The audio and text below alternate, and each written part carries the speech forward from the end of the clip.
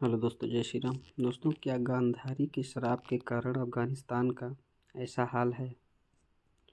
अफ़गानिस्तान एक ऐसा देश है जिसे साम्राज्यों की कब्र कहा जाता है। यहाँ पर युद्ध युद्ध और सिर्फ युद्ध होते रहते हैं। कहते हैं कि पहले यह क्षेत्र भारतवर्ष के आर्यावर्त के क्षेत्र में एक जनपद गंधार प्रदेश का ही हिस्सा हुआ करता था। महाभारत काल में यहाँ पर राजा सुबह का राज था, जो गांधारी के पिता थे। कहते हैं कि राजा सुबह की पुत्री गांधारी ने धृतराष्ट्र के मजबूरीवश विवाह किया था। इसका कारण भीष्म थे। अंधे महाराज धृतराष्ट्र के लिए भीष्म के गांधार नरेश की राजकुमारी का बलपूर्वक विवाह धृतराष्ट्र से कराया था।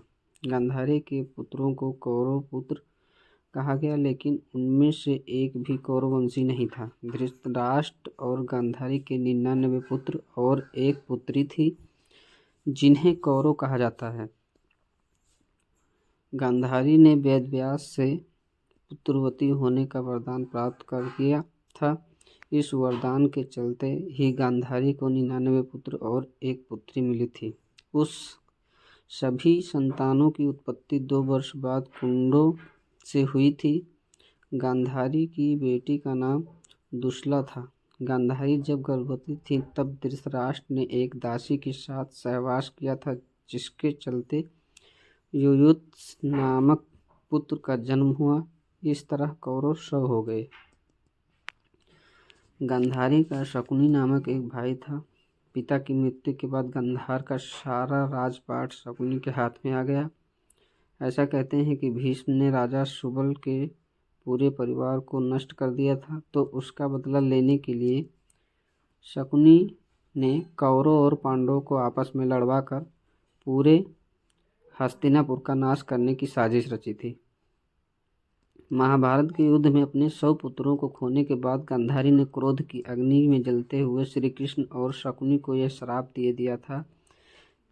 श्री कृष्ण को कहा था कि जिस तरह तुम्हारे कारण मेरे कुल का नाश हुआ है, उसी तरह तुम्हारे कुल का भी नाश हो जाएगा। मौसूल युद्ध के कारण जब श्री कृष्ण के कुल के अधिकांश लोग मारे गए, तो श्री कृष्ण ने प्रभास क्षेत्र में एक वृक्ष के नीचे विश्राम किया। वहीं पर उनको एक भील ने भूलवश तीर मार दिया, जो कि उनके पैरों में जाकर लगा। इसी को बहाना बनाकर श्री कृष्ण ने देह को त्याग दिया। उसके बाद द्वारिका नगरी समुद्र में डूब जाती है। इसी प्रकार गांधारी ने अपने 100 पुत्रों की मृत्यु का जिम्मेदार शकुनी को भी माना। गांधारी ने गांधार नरेश शकुनी को श्राप दिया कि मेरे 100 पुत्रों को मरवाने वाले गांधार नरेश, तुम्हारे राज्य में कभी शांति नहीं रहेगी। वो हमेशा आपसी में ही उलझा रहेगा। लोगों का मानना है कि गांधारी के इसी श्राप के चलते आज भी अफगानिस्तान में शांति नहीं रहती है। तालिबान से पहले और तालिबान के बाद और फिर से तालिबान के कब्जे के दौरान अभी तक निरंतर इस देश में अशांति का साम्राज्य कायम है। यह देश कभी भी किसी भी काल में पूरी तरह शांत नहीं रह पाया। एक किंवदंती भी प्रचलित है कि सिकंदर अफगानिस्तान को जीतने के लिए संघर्ष कर रहा था, तो उनकी मां ने एक चिट्ठी भेजी जिसमें लिखा हुआ था कि दुनिया को जीतने वाला सिकंदर इस छोटे से अफगानिस्तान को क्यों नहीं जीत पा रहा है।